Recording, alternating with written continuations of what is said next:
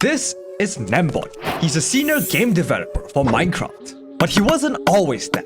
Before working at Mojang, he was a technical Minecraft content creator and modder. And while you might be saying, who the hell is that right now? You actually know more about him than you think you do. And his story of becoming a Mojang dev matters a lot more to you than you think. See, if you're stupid like me and you tend to look up Minecraft farms on YouTube, typing iron farm Minecraft and clicking on the first Shulker craft result, then you have definitely heard his name before. Gnembon. Gnembon. Gnembon. Gnembon. Gnembon. Gnembon. Gnembon. Gnembon. Check out this cool new block game I found. In 2013, Gnembon, also known as Dr. Jacek Volkovich, stumbled upon Minecraft for the first time. He was immediately suspicious. In his eyes, his friend was recommending a game to a college professor, a computer science professor whose favorite game was Heroes of Might and Magic, a turn-based strategy game so old it eats avocado toast. The point is, he wasn't exactly the gamerest of gamers, and it had been a while since he last played a game. So Gnembon went into Minecraft with zero expectations, and his first impressions were What the YouTube is that? pure horror. Gnembon saw a squid and he was terrified. I thought squids are hostile mobs because when they open their tentacles, you have a big mouth. So he dove into the water, beating it with his bare fist as if it was some wild Pokemon. And then he died to a monster that didn't even fight back. I thought those were actually connected to those squids that trying to eat me. And I was at the beginning trying to really avoid rivers because I thought this is where the biggest terrified creatures are and the only safe place is on the land. Little did that one squid know, it just beat up a future Mojang dev. And someday, Gnembon would have his revenge. With his widow inky stinky of a start, Gnembon was hooked. He was completely lost, but he was hooked. And also cooked. Gnembon needed some way of learning how to play the game, since tutorials weren't a thing back then. So he went on YouTube, watching tutorials and let's plays by Itoslab and Sizumavoid. And from this, he would develop a playstyle that was very unsurprising for someone with a PhD in computer science. I've been playing on there a little bit with the intention to play quite casually. Like my immediate reaction was like, what do I need first? Like I need probably like access to shulker boxes. So imagine like with iron tools trying to figure out how to make a shulker farm. Once I had shulker farms, like okay, now it would be good to build some sort of a storage system. But then you need a lot of iron. So I found like an abandoned iron farm, and then I realized now I have an elytra and I need some rockets. So built another farm. Then realized at this point it would be good to have something to cover your experience. So now I've built a garden farm. In order to have a lot of dark prismarine, you have to have a black dye farm. Casual playthrough, by the way. But from this playstyle, Gnembon started to get good at the game. Too good, in fact. He became so good that he started backseating the Let's Players he watched. Oh, there's a better way to do that. But you can do that more efficiently. No, don't do that. Gnembon was getting mildly frustrated watching them make mob farms. He knew of a better way to build them, and he desperately wanted them to know. But with a split-second difference, Gnembon caught himself before he could vent out his anger through the comments. He wasn't mad at people playing Minecraft inefficiently. It just inspired him to make it better somehow. So instead of writing, "You're wrong, you stupid," he didn't actually say that, by the way. He had a better idea. Gnembon chose the content creator route, figuring out how to record the video and how to edit the video all by himself, and uploading his first video on June 2nd, 2015. The Windows Movie Maker intro. Hey guys, Gnembon here. Do you ever get collector's anxiety? This video would be Gnembon's response. This was how it all started. To him, technical challenges in Minecraft were like puzzles. Building a design or a farm was his way of solving, and his videos were a way of sharing that solution with others. And just like that, Gnembon was pulled into the technical Minecraft community because of content creation. Also yes, that would mean Itoslab inspired him to make videos. Another creator to the list. All road leads to Itoslab. Everyone knew and bowed to your Minecraft YouTube overlord. And from here, Gnembon was determined to prove his skills. He was determined to turn from just another technical player to being on the same level as freaking Mango, starting a series where he built a farm for every mob in the game. Why he decided to do this is anyone's guess. But he made a lot of designs, 44 to be exact, and put them all in a playlist that isn't numerically organized. So for the sake of time, I'll be focusing on these 3. If you actually want to hear me yap, subscribe for more video essays about Minecraft. Or if you love fanboy rapid fire, he created this iron farm, this gold farm, and this mob farm. The reason I mentioned these 3 isn't just because I'm lazy and I want to keep this video shorter. They portray what made Gnembon so special and a step above other technical YouTubers at the time. His designs weren't just good, they were much better. They felt historical. This is his iron farm, and it is the iron farm. When 1.14 dropped, it didn't just rework villager trading. It reworked villagers in general, basically killing off most iron farms. But Gnembon came in clutch with this design, making full use of the new mechanics. It is so good and so efficient that any iron farm past 1.14 traces back to this one design. This was like the Minecraft technical community discovering fire. And then there's this gold farm, the gold farm. Gnembon didn't create the first gold farm, but the one he made was like an Asian child, in the sense that every gold farm past 1.16 had to be compared to Gnembon's one. Which brings me to this mob farm. Once again, Gnembon didn't create this one. Credits to Imango. But he took the idea and made a much more efficient and survival-friendly design that we see today. And once again, every modern mob farm traces back to this one. And that's kind of the pattern with Gnembon. His farms were consistently much more efficient than every other design at the time. It's like he understood the game mechanics in a way that others didn't. It was like Gnembon was seasoning his board and not his steak. He was way ahead of his time, and everyone was wondering how long he could stay ahead.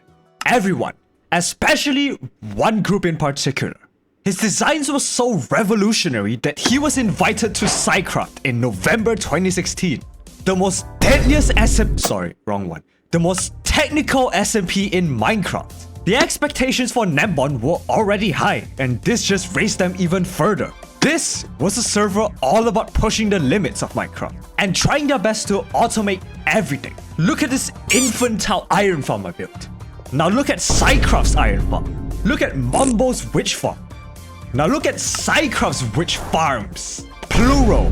They have gold farms, passive mob farms, guardian farms, tree farms, slime farms. They are so obsessed with automation, they have a bat farm.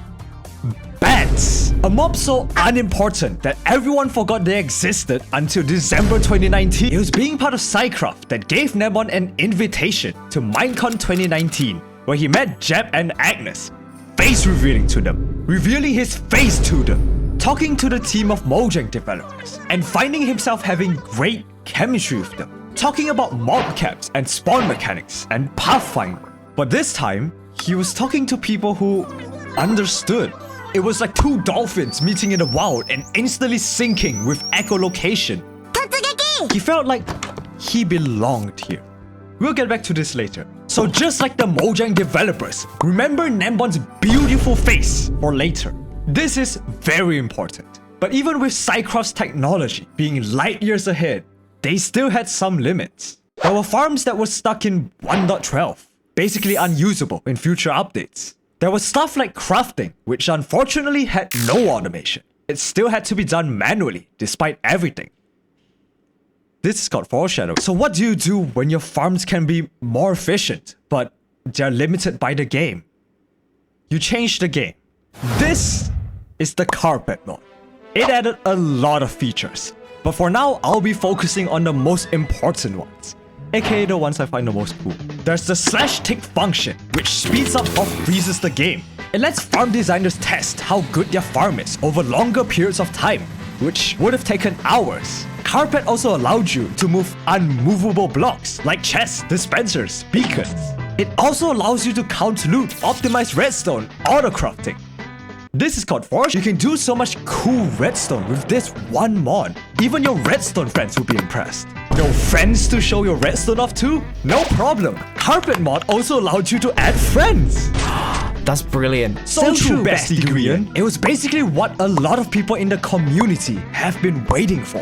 And the biggest flex, Gnembon doesn't even need this mod. Yeah, in many cases that was actually for the presentation, for the YouTube content. Then when I need to present it to other people, it's better to have some visuals on the screen and to show exactly what's going on. The carpet mod was made for YouTube videos, showing whether a villager has slept recently, worked recently, and is near zombies enough to spawn an iron golem. Gnembon already knew how the game worked.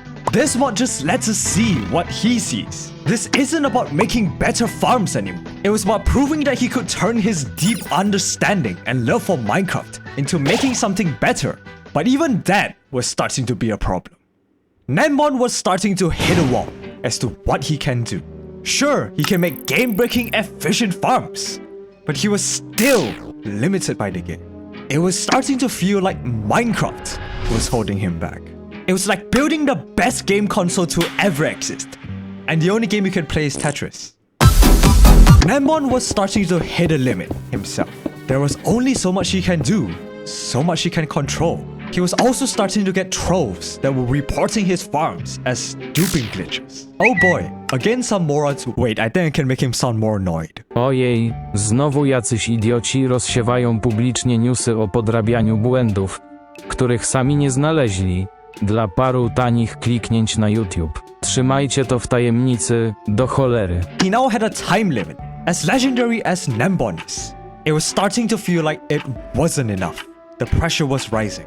Sure, Carpet lets him see the hidden mechanics. It lets him bend the rules. But it couldn't let him rewrite them. To make any changes from this point onwards, he'd have to work on the game itself. And unfortunately, he doesn't work at Mojang.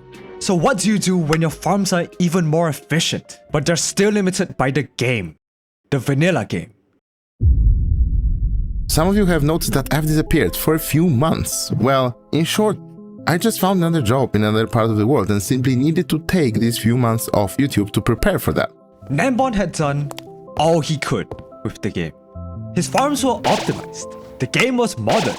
So he did the unthinkable. He left content creation behind for a new job.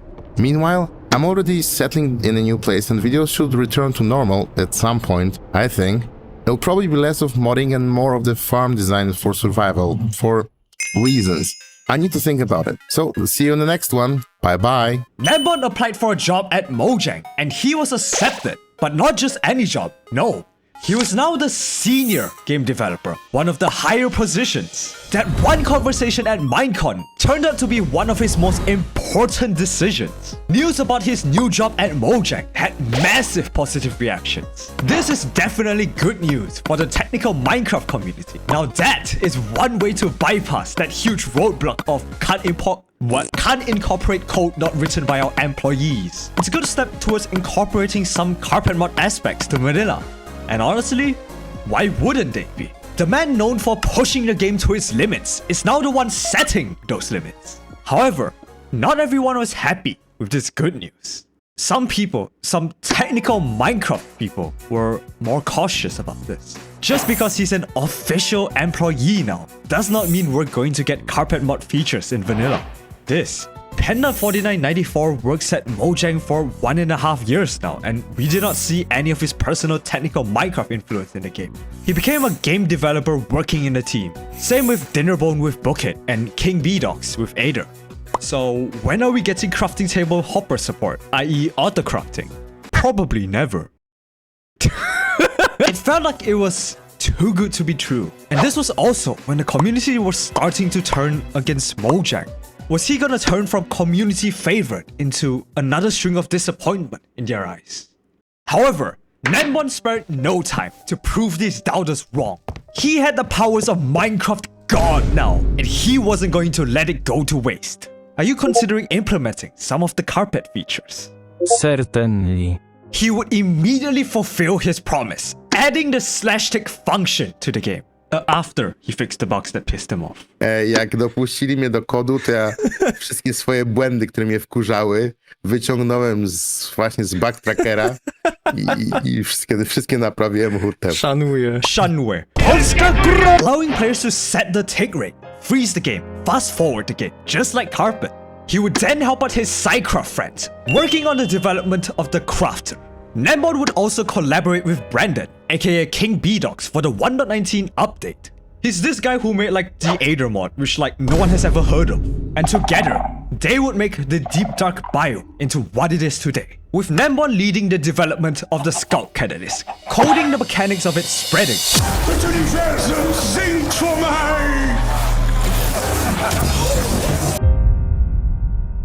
I actually don't know why I'm making Gnembon sound like a villain. He's actually a pretty nice guy. Okay, spooky music aside, Gnembon is genuinely one of the best hirings that Mojang has ever done. And the best part is him being on the team isn't just good news to Mojang, it benefits all of us. The story of Gnembon is the story of someone who loves the game so much, he dedicated himself to make it better for everyone. He made farms that let players skip the grindy parts. He made a mod that might as well be the everything you wanted mod. And when he got hired at Mojang, he never changed that mindset. If anything, he used that power wisely, helping make wolf armor become a real thing, giving redstoners the automatic crafting they've always wanted, and even giving poisonous potatoes a reason to exist. And while Carpet mod won't fully come to vanilla anytime soon because of parity issues, it is very hard not to be optimistic about the future of Minecraft with Gnembon on the team. But it is hard to be optimistic if you are Squid. If you've enjoyed this video, then check out this video about RecRap. They are just as legendary, and they too deserve to have their story heard. A massive thank you to my YouTube members: Aaalison, Avelina Dyers, Bearlybear, Fishstab, Bogman8U, Ireball, Miyuki, Persona Normal, SludgeShroom, Spectere, Splulu, and TheFlyingFire.